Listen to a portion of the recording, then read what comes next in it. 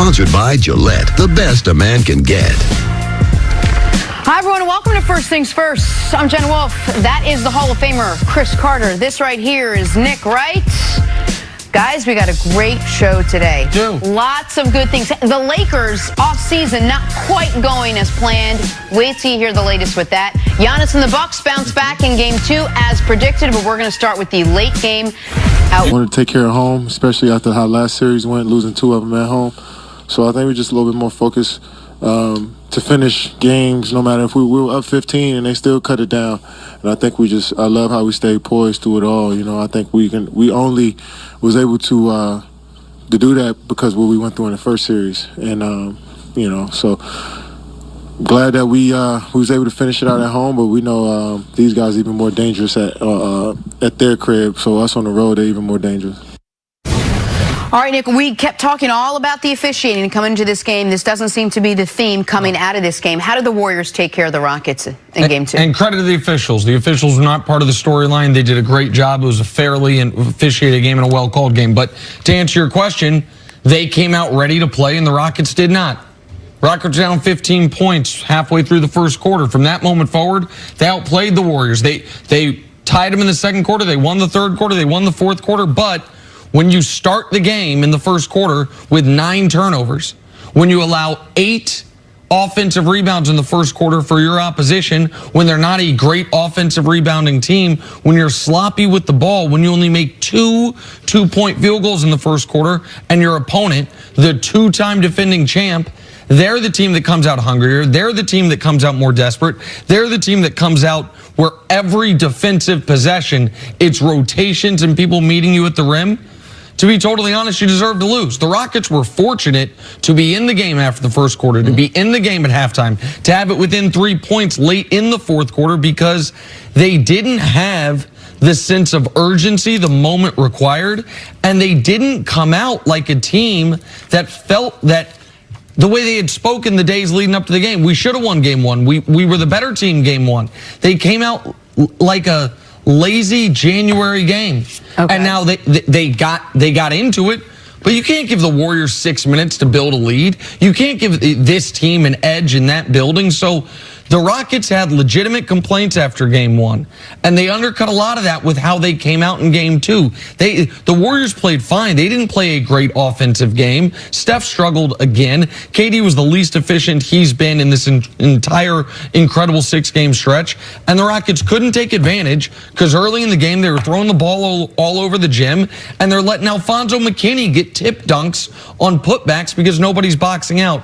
This is a really disappointing effort in the first quarter for the Rockets. They weren't able to overcome it. Yeah, they didn't make the type of adjustment you would expect in game number 2. You would expect a little more desperation from the Rockets in game number 2 because you don't want to go down with the Warriors having the home court advantage. But I like the fact that Kevin Durant talked about some of the things in series number 1 that was a problem for them against the Clippers.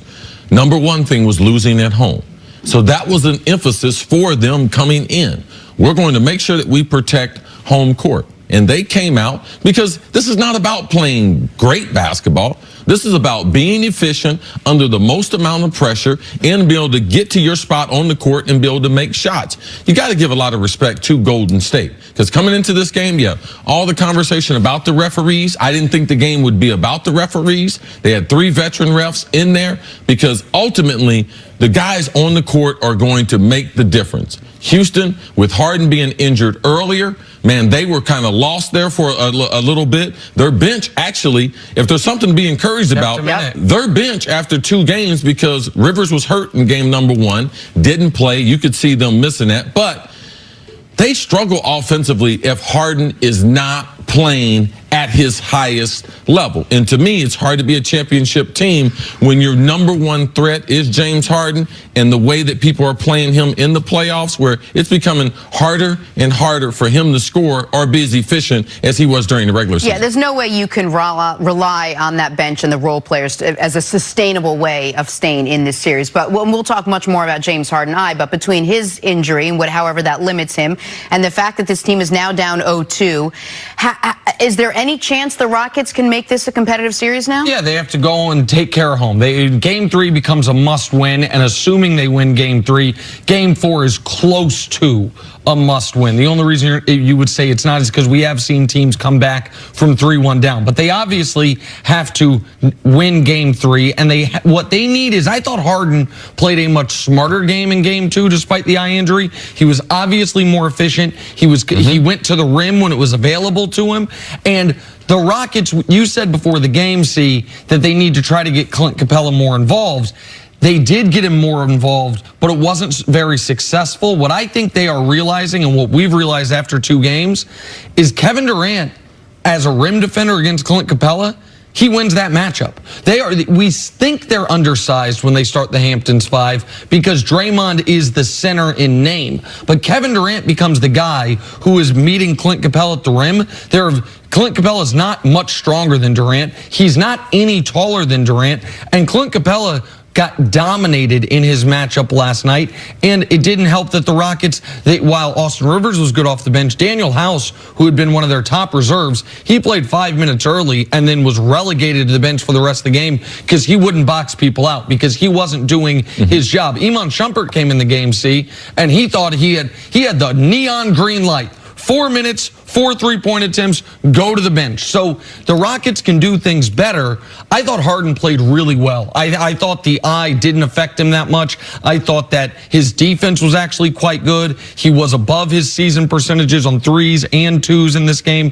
So I don't have any beef with how Harden played. But the Rockets, you can't beat the Warriors if they out-rebound you and if you turn the ball over more than them. You're not going to be able to beat them. But this is also why the Warriors are so good, because Durant doesn't go for 40, he just goes for 29.